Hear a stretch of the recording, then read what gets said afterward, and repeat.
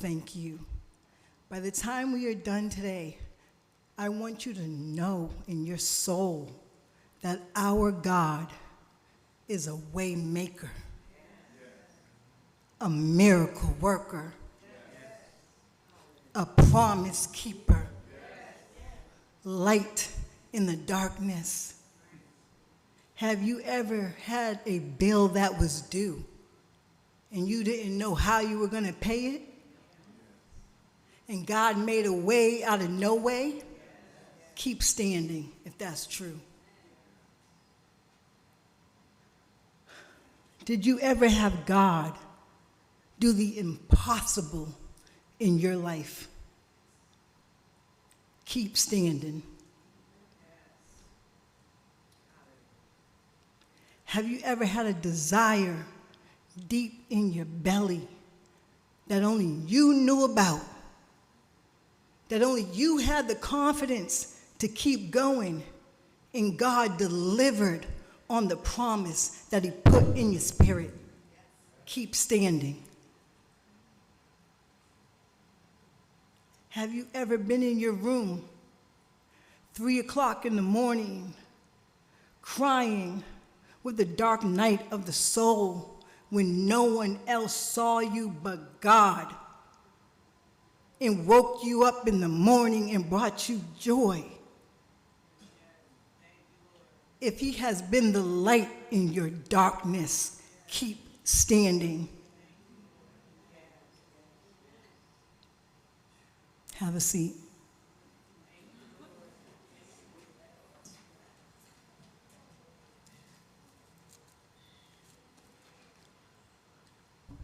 That God is the God that my grandmother Edith Nugent knew.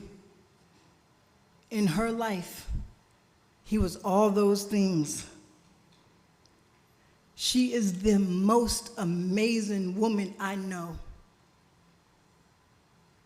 You've ever been asked, who do you most admire in grade school? And you say things like Martin Luther King, Oprah Winfrey, Michael Jordan. For me, that answer has never changed. It has always been and will always be Edith Nugent.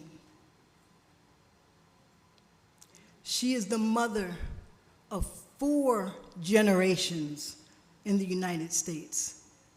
Doctors, lawyers, artists, musicians, teachers, law enforcement, entrepreneurs. Doesn't that legacy sound glorious?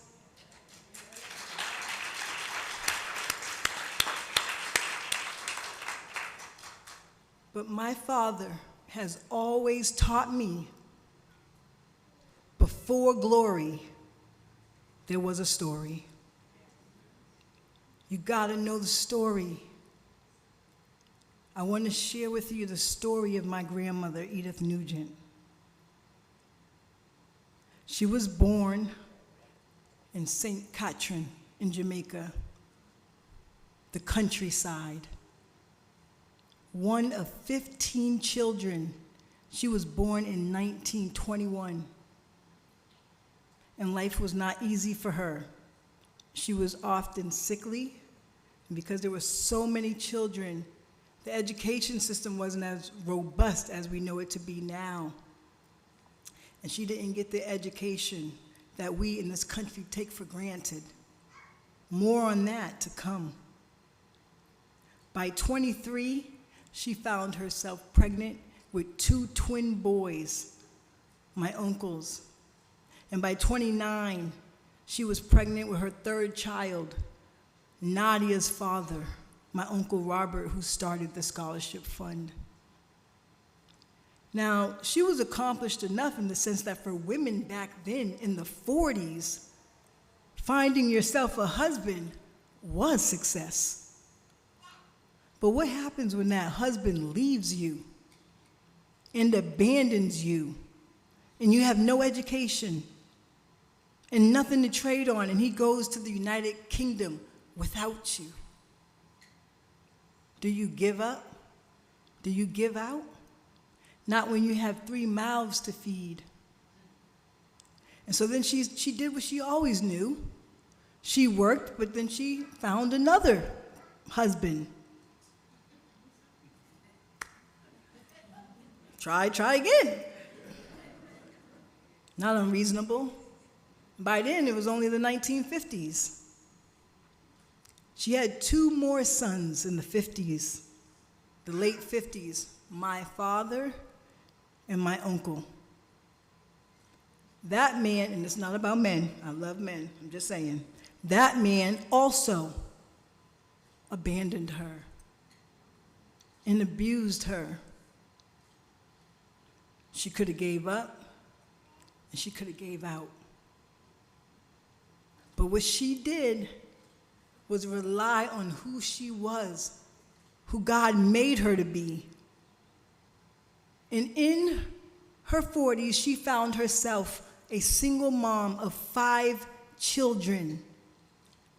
There's a little known, what we like to call a family secret, but I think it's better to say we weren't publicly advertising the fact that she was functionally illiterate.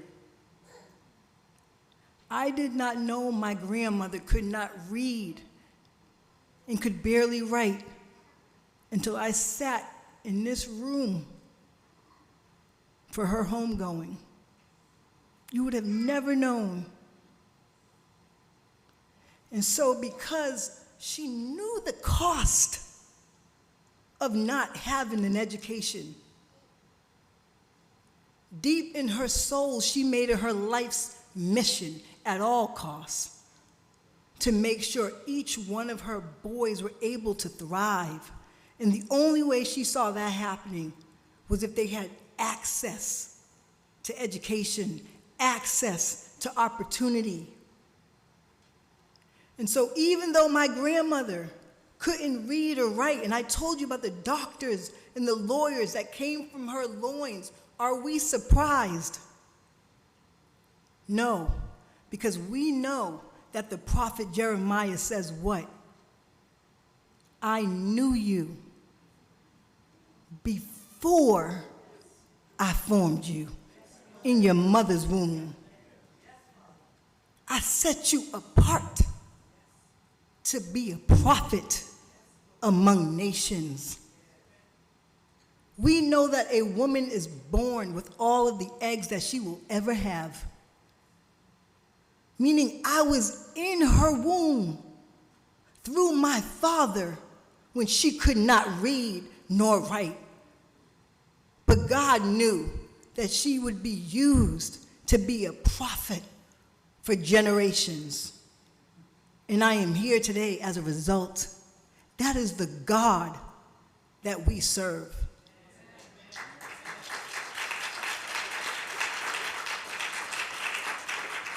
Waymaker. Let's talk about the waymaker. My grandmother. You know, you ever been down and you think all hope is lost? What's there left for me? I'm in my late 20s. I'm in my early 30s. I'm in my late 30s. I'm in my mid 40s. My future set, I've done the best I could. Know that the runway is long. You are not your creator. You don't know when the finish line is. God put a desire in my grandmother at 50. Yeah, look again, eyes shocked. 50 years old, can't read, can barely write, 5 sons, 2 are still young, 13 and 14. I'm going to make a way out of no way and send you across the Atlantic to another country in 1970, coming off of the 1960s. As a black woman, I'm going to send you to America, where you have no family.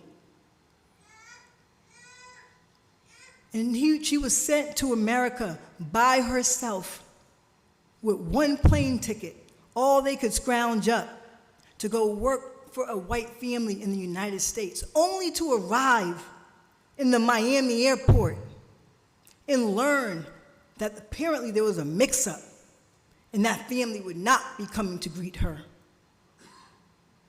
What do? What happened to the Promise Keeper? The Promise Keeper showed up.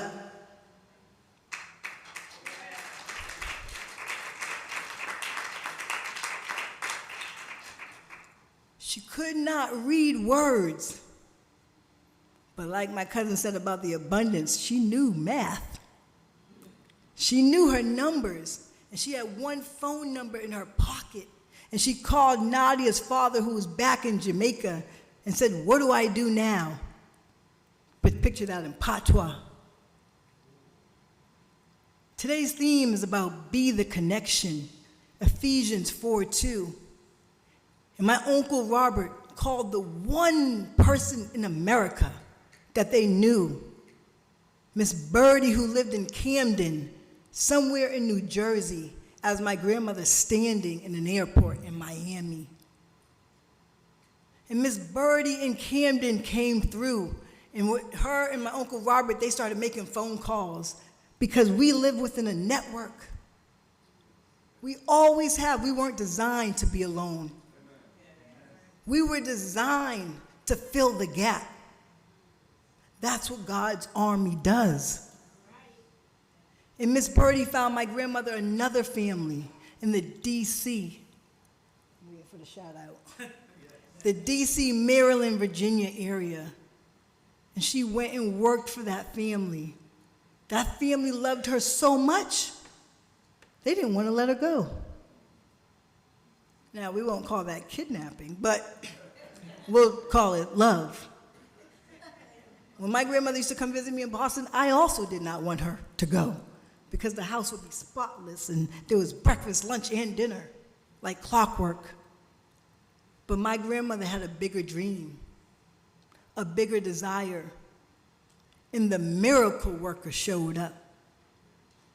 And within a year of her arrival, the woman who could not read or write and who came to the United States at 50 years old and left a 13-year-old and a 14-year-old boy at home by themselves with no caretaker, another secret. But she raised them right. That's the seed that I'm talking about. And within a year of her arrival, and when my uncle showed up, they bought a house in Camden, New Jersey.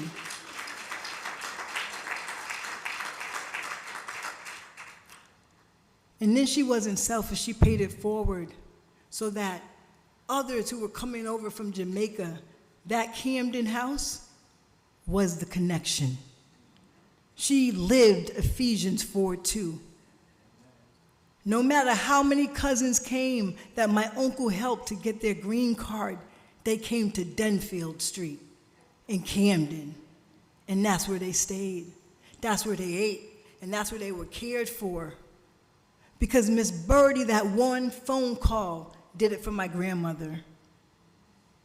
We leave no one behind. I stand here because someone in my family at some time stood up for me. When it was time to take the bar exam, because it's not free, I needed $1,000, which back then felt like $1 million to a broke student. And I called my uncle, Nadia's father, and I said, "Can I borrow $1,000?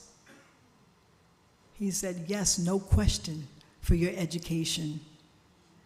That is being the connection. If any one of my cousins call me and say, "I need," I will be the connection. But my grandmother, that was just the intro. I actually have a word for y'all. Are y'all ready to hear the word? Yes. All right. Where are your Bibles? Anybody got them? You got a phone? You got something? I know it's old school to open a book. turn your attention to Job. Job chapter 38. Today we're going to have Bible study. And here's why.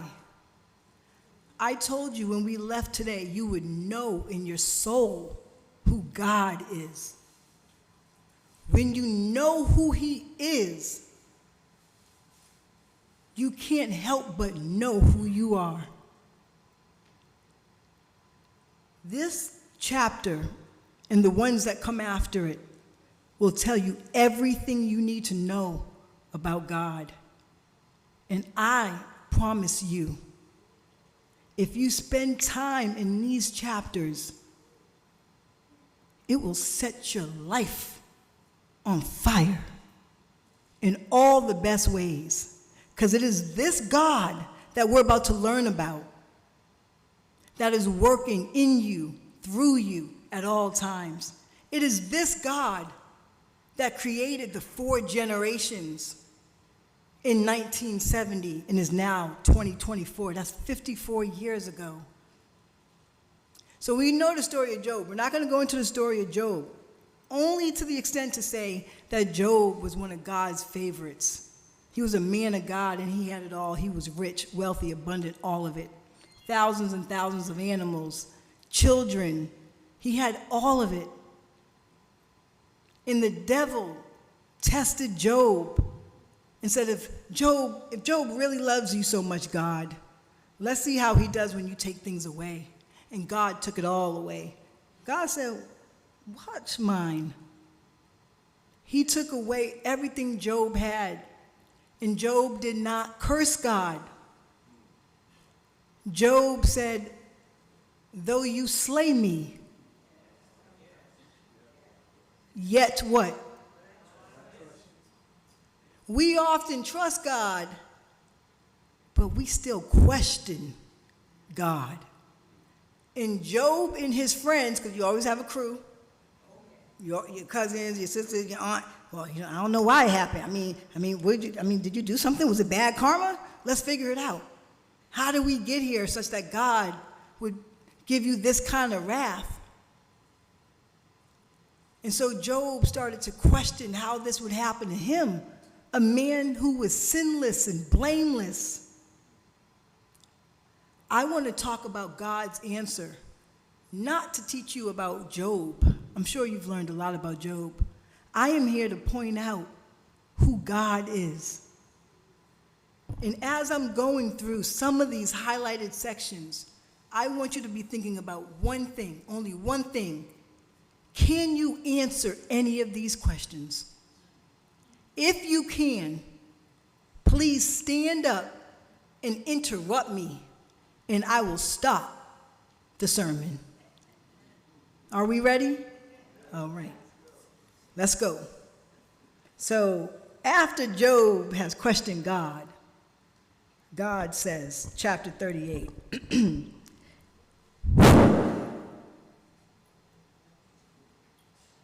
then the Lord, and I'm going to stay close to the text because this is God speaking, divine. Then the Lord answered Job from the whirlwind. Who is this that questions my wisdom? With such ignorant words, brace yourself like a man, because now I will question you.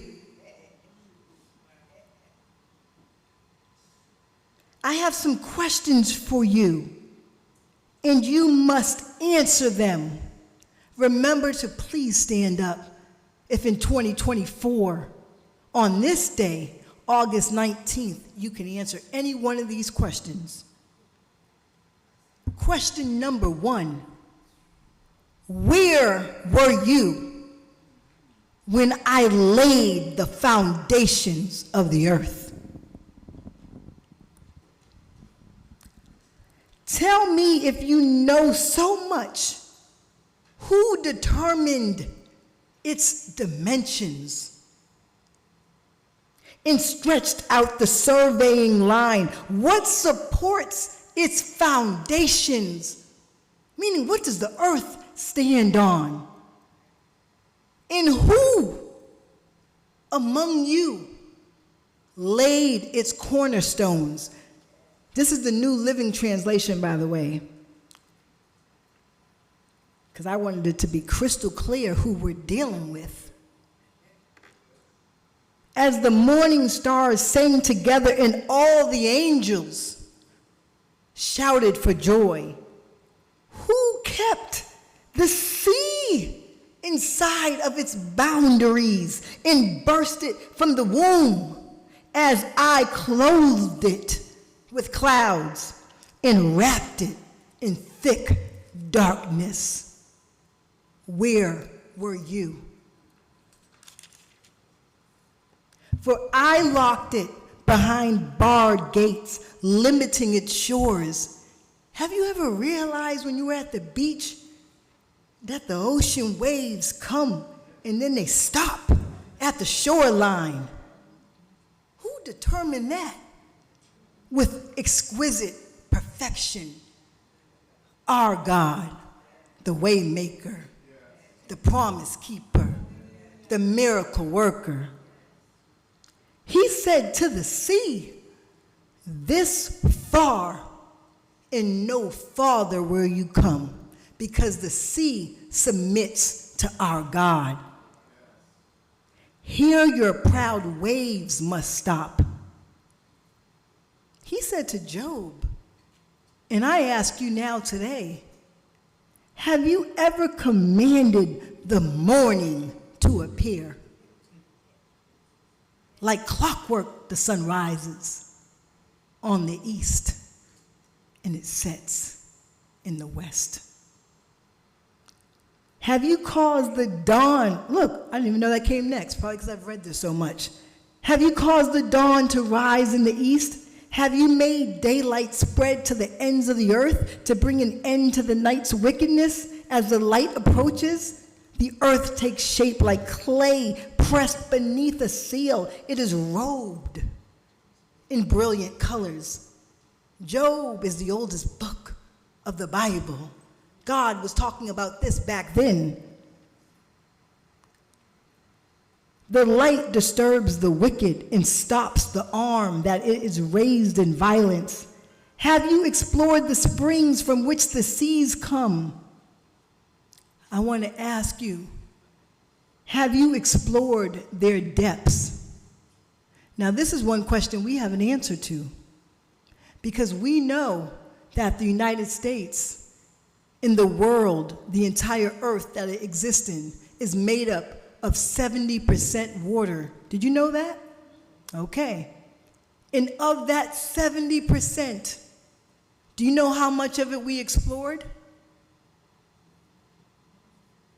5%. Let me do the math. That means we have not explored the depths of 95% of the majority of the earth. This is God we're talking about. We don't even know. That's why they still can't find a plane that dropped out of the air from Singapore. Remember that? MH370?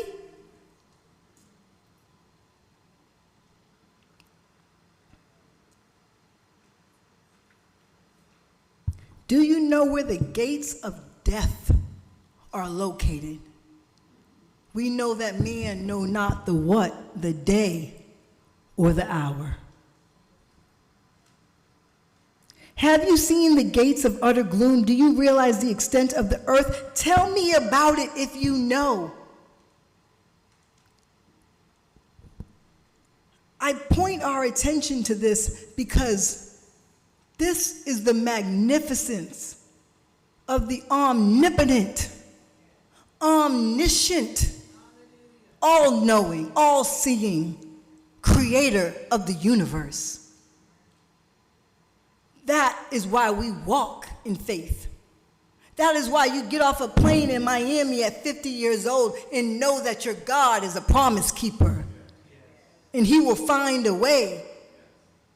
Because we can't even begin to understand his power, and his glory.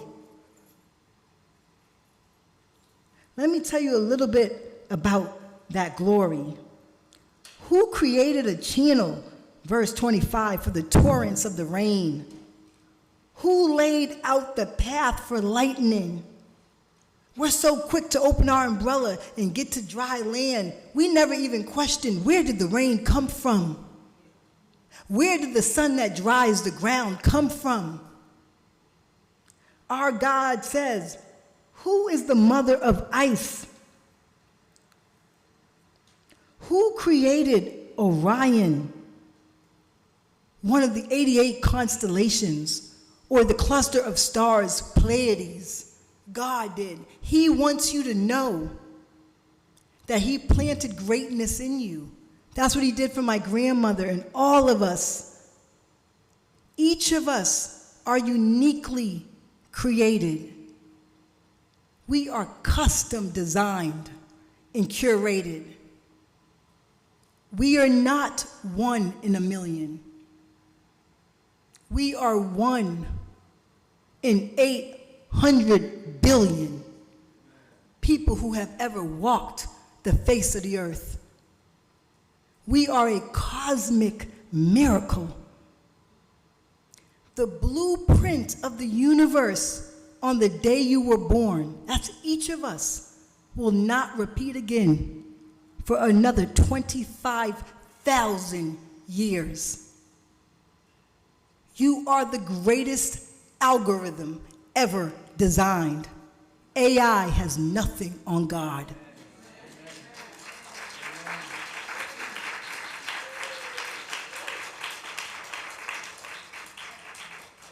That is who we are dealing with. I want each of you at some point to make the time to read chapters 38 to 42. And you will learn, as I have learned in my own Bible study, when I've been in the darkness crying, when I've been looking for a way out, when I've needed a miracle. I go back to Job 38 to 42, and I'm reminded that I can get on my knees and ask the person who created the wind, in the sun, in the stars, in the lilies of the valley. That kind of God power is who we all submit to. And every time I've asked, do you know he has never fallen short? He delivers every time, on time. I didn't say my time. I didn't say how I want it, but he has delivered.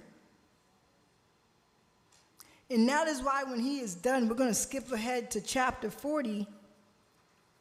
When he is done breaking down how he has exquisitely created our universe, he says to Job, do you still want to argue with the Almighty? You are God's critic, but do you have the answers? Has anyone been able to answer any of God's questions thus far? That's because we're not God. But we are his children, which means we have inheritance. It's our birthright to have the abundance. Expect it. Go after it with no compass. I don't care if you can't read. I don't care if you barely can read. I don't care if you can't use the internet. I don't care anything that you can't do. God has already done it. You only need to do one thing. Submit to that which created you. That's already in you. That's it. Don't waste your time as Job did questioning God. And by the end, Job, in his wisdom, says, you know what, God? Chapter 42, he replies to the Lord, I know that you can do anything. This is what I want to leave you all with. And that no one can stop you. You asked me, who is this that questions my wisdom with such ignorance? It is I, and I was talking about things that I knew nothing about. Things far too wonderful for me. You said, listen and I will speak. I have some questions for you and you must answer them. I had only heard about you before. You ever hear when people say, I don't doubt him because I know too much about him? When you've been in a barren place and God has brought you out, you know God in a way that you have not known him before, which is why all things, all circumstances, even illiteracy, work for the good of those who love God, for their purpose and for God's glory. He said, I had only heard about you before, but now I have seen you. Hallelujah. I have experienced you with my own eyes. You are looking at that experience right now. He said to God, I take it back. I take it all back. I take back everything I said. And I sit in dust and ashes to show my repentance. Don't question the Almighty. Don't question the Lord that created you in your mother's womb before you knew you. And trust that he has your best interests in mind at all times, despite all obstacles, all insufficiencies, perceived or real. Go forward in faith, in God will, not might, not probably, not likely, not perhaps. God will, God will, God will deliver. He always delivers. And he will bless you even from zero, like Job, like my grandmother. To leave your child, is there a mother in this room? Is there a father in this room? To walk away from your child and leave them in other countries by themselves in hope that it was worth it. Job was blessed tenfold, and he lived to see 4 generations. That is not an accident.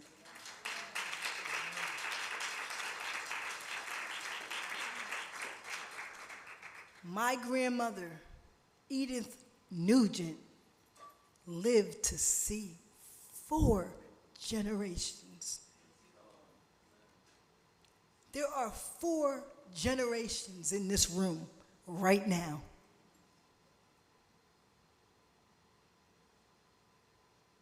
DJ, play it back.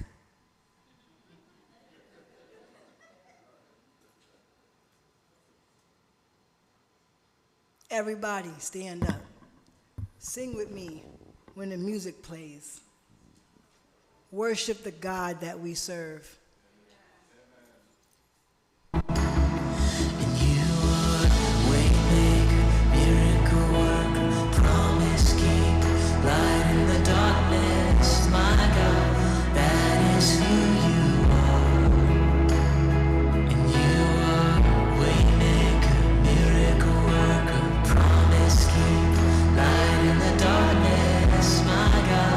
That is who you are.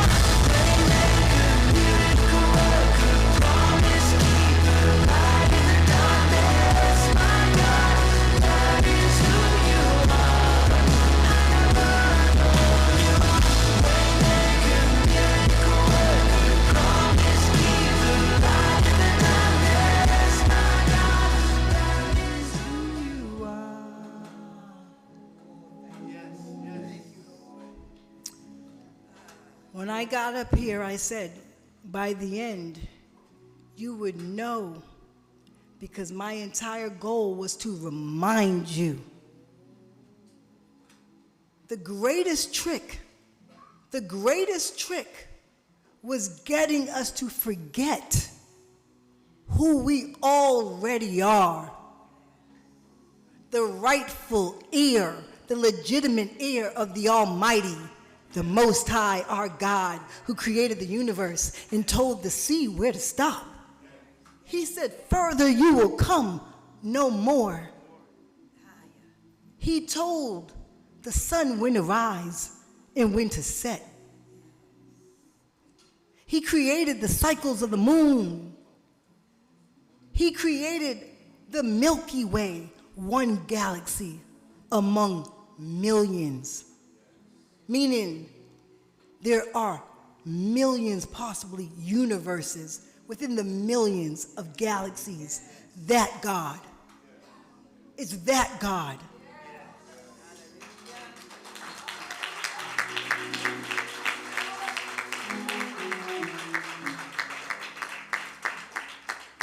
If you know that that is not you, that you didn't tell the morning when to appear,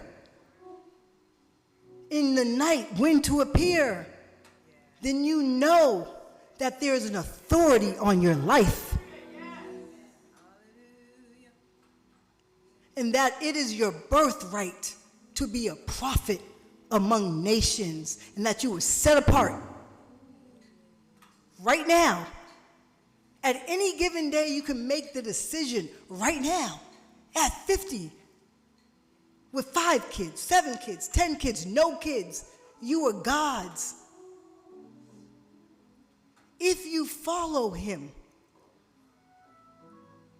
I promise you that he is a way maker and a promise keeper. I know too much about him. He's a miracle worker. My personal friend in light in the darkness. That sweetness that nothing else can touch or come close to is for all of us.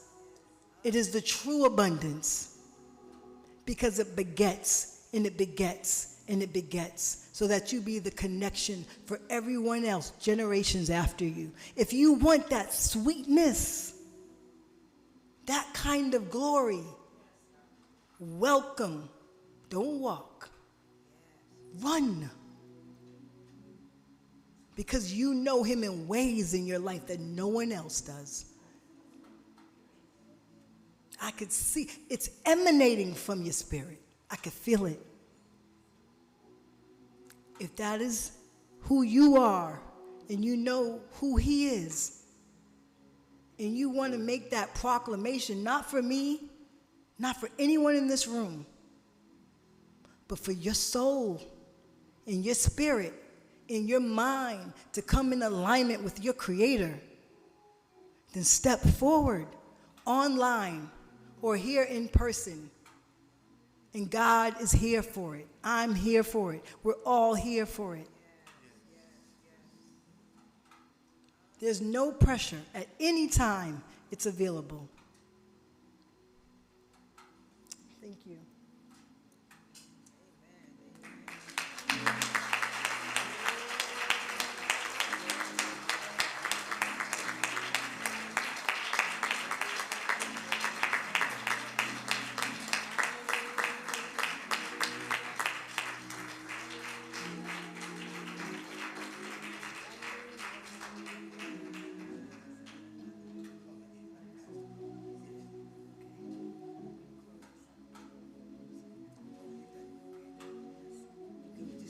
Sure. Okay. Praise God. Well, let's give God